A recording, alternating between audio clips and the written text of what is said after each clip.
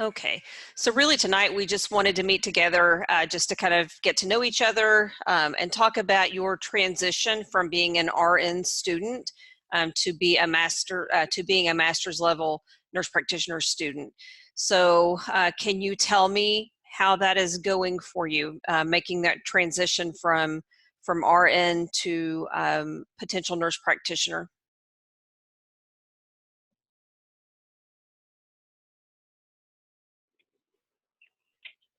Yes, Professor. The transition, um, it's uh, it's completely different, but of course, the RN part, it provides us the opportunity to see our patient holistically, and NP part is more clinically oriented, and it's helping us to learn how to make the medical decisions, including ordering laboratories, diagnostic images, medication, differential diagnosis.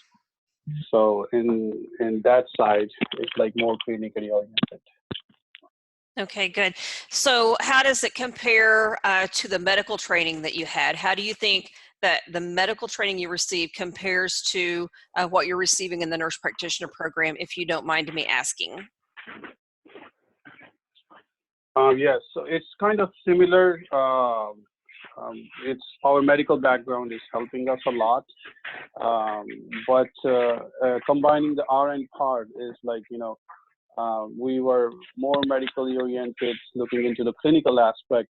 Now we are looking into social, clinical, and other determinants of health that might be affecting patients. Before we were just focused on clinical. That's happening to me. I'm not sure about uh, my other classmates, but now we are more looking into patients like as a patient-centered instead of disease-oriented. Yeah, I think that is fantastic. Yeah, for me also the medical background has been helpful, but at the same time, I think it's almost like a new learning because we had to learn about new medication, new guidelines, prescription, and everything has to happen really fast. We can just stay with the patient and the clinical for a long time to have the time to think about the decision. It has to be everything 1, 2, 3. So I really that's the difficult part right now, that we need to have the knowledge and provide the resources to be able to identify what is the reason why the patient is coming in and to take the best decision for them. Yeah, that is great. Okay, who else do we have on the line? Someone else entered the meeting. Yes, Lori Padilla. Hi, good evening. How are you? Good, good. Good.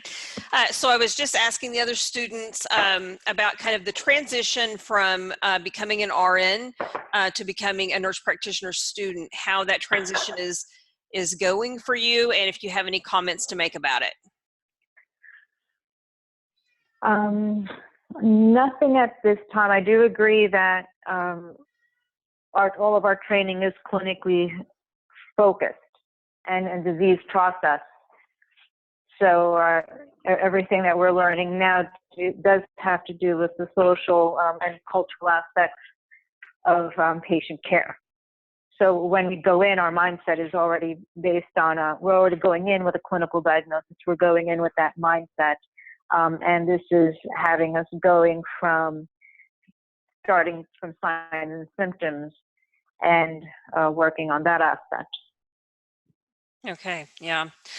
Now I saw that someone is working in home health or in case management for home health. Is that is that you? Okay, all right. Yes, hi. Hello. I think I actually commented on your post because I've done home health for almost 30 years, and for me, that gives us a really different view. I worked in the ER. That was my very first nursing background. And, a patient comes in, you fix their problem, and you send them out the door. And we never thought much what happened to that patient after we sent them out the door. And I had a friend call one night, and she said, my dad fell over the weekend. He fractured his clavicle. I've been staying with him all weekend, but I have to return to work tomorrow. Mm-hmm. And she said he can't get himself out of the chair. So what am I supposed to do? So I had taken care of him in the ER. So I thought, you know, I've really kind of failed this man because I've fixed his problem. You know, I put him in a sling. He's got pain medication. We discharged him home with his daughter, but now his daughter has to return to work. So how did we fail him?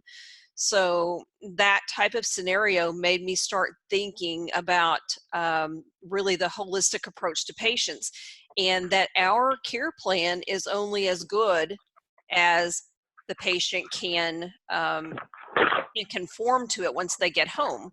So I love that view of nursing, you know, and for treatment development, that we truly do have to look at all of the aspects of that patient in order to effectively treat them.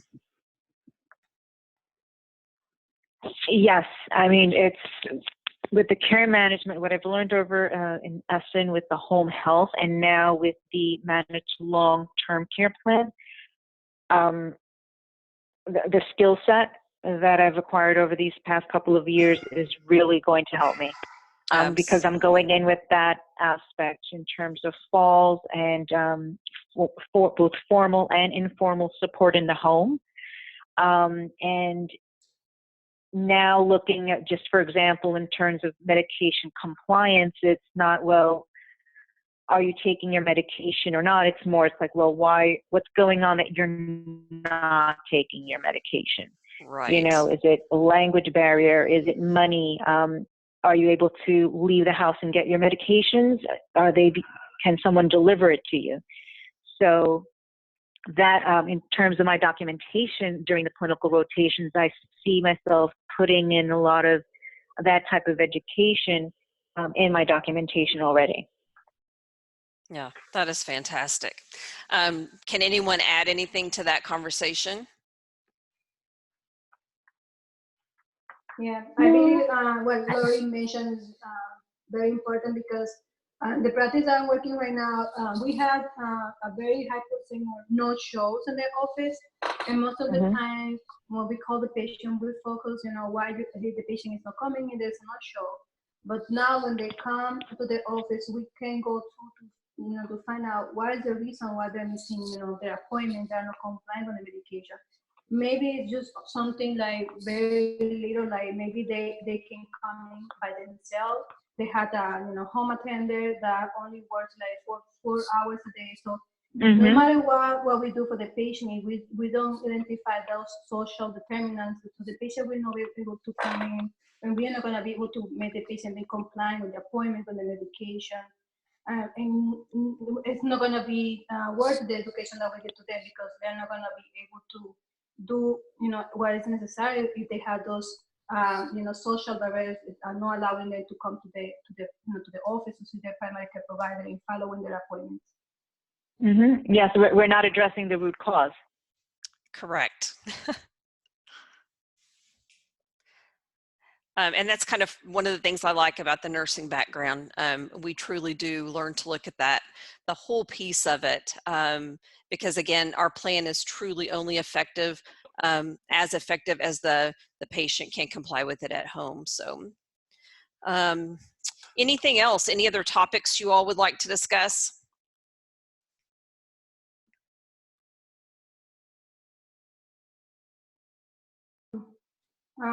Probably that maybe still, like in my case, I still need a little more practice. So I'm gonna do that this way to use the iHuman app.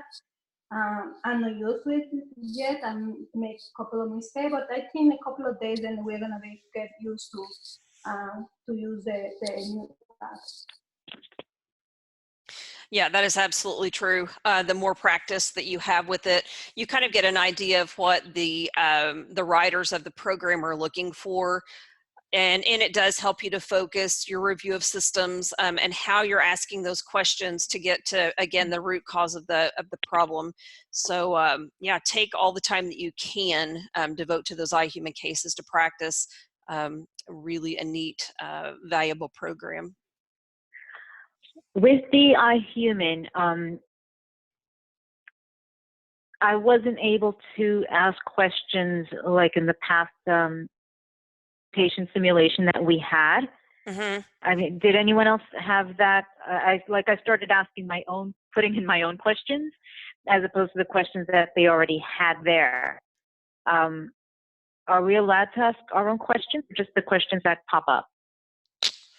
That's actually a really good question, and that's something I will need to get clarification for you on, because my understanding is that you use the questions that are in the program in order for it to Okay. calculate. Okay. Okay. Right. I don't know that it will recognize your individualized questions and give you credit for those. So let me check on that, and I will just post an announcement object about iHuman, and I will try to do that tomorrow or the next day as soon as I get an answer. Okay, only because I just started doing that. I just started asking my own question because I wanted to start off with patient identifiers. And with the first iHuman with the practice, Mm-hmm. and nothing came up. Right. So I'm over here just talking, to myself. That's great. Like, how old are you? What is your name? Okay, she's not answering me. And and that didn't come up. The other question is, are you looking at the first attempt or the average number of attempts that we do the iHuman? What are we looking at? What are you looking at, actually? Okay, and there again, that's something that that we actually had a conversation about that today, and there's still a few questions about how we're going to put all of that piece together for you. So, so right now, I will look at the overall. I'll look at the overall, the number of attempts that you've made, and how you progressed as you did those additional attempts.